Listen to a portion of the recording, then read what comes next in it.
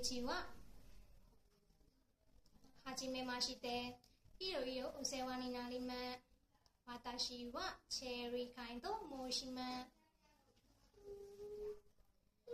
本日は自己紹介をさせていただき誠にありがとうございます。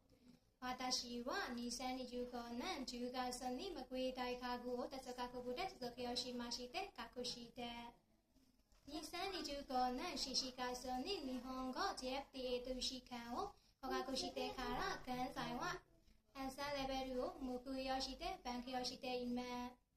2024年12月に介護特定技能評価試験日本語コミュニケーション能力と知識を合格しました。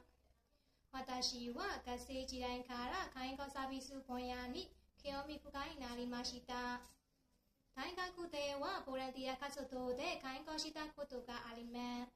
私の友達が日本の介護サービス業でたくさん働いています。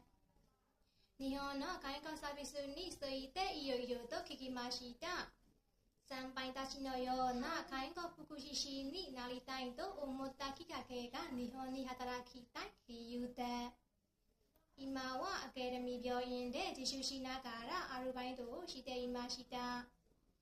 介護分野の自立支援や全患者に力を入れて、介護分野について学び一日も早く信頼される専門性の高い介護人材として期待される介護福祉士に負けないくらいの高いプロ意識を持った社員になりたいで、記者で応募させていただきます。どうぞよろしくお願いいたします。